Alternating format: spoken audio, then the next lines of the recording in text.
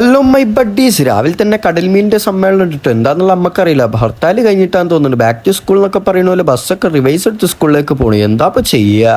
ഇവരാണ് ഒരു മണ്ട ഒലക്കമ്മലും കിടക്കാന്ന് പറഞ്ഞ ക്യാമറ കണ്ടപ്പോ ഇവന്റെ കോട്ടിന്റെ ഉള്ളിൽ കയറിയതാട്ടോ. പിന്നെ കണ്ട് കോട്ട് കീറിയും ചെയ്ത് എംവിഡിന്റെ മെസ്സേജും വന്നു. അൽഹംദുലില്ലാ.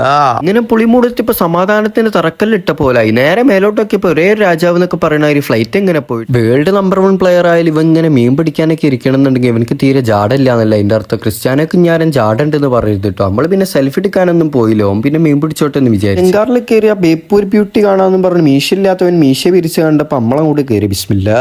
നേരെ കയറിയപ്പോ മൂപ്പര് വക ഒരു ഡ്രിഫ്റ്റ്. എന്നിട്ടാട്ടോ ജങ്കാറിന്റെ അണ്ടർവേൾഡ് കളികൾ. സൈക്കിളിലെ ചെയിനാണെങ്കിൽ എന്താ നല്ല വലിവ. ജങ്കാറിന്റെ ബ്യൂട്ടി കാണാൻ ഇടതുഭാഗത്ത് പ്രവിശാലമായ ബേപ്പൂർ തുറമുഖം, വലതുഭാഗത്ത് പ്രവിശാലമായ ഫത്തുവിന്റെ തുറമുഖം കാണാൻ സന്തോഷായി. ഇന്ന് ഇയാള് പറഞ്ഞ് കേരളം ഭരിക്കണേ പിണറായി ആണെങ്കിൽ ജങ്കാർ ഭരിക്കണേ ഞാനാന്നൊക്കെ പറഞ്ഞിട്ട് കോട്ടും സൂട്ടൊക്കെ ഇട്ടിട്ട് ഫ്രണ്ട് അനങ്ങില്ല. പിന്നെ ചാലിയാർ എത്തിയപ്പോ ജങ്കാർ എത്തി. കഥ മതി. ബായ്.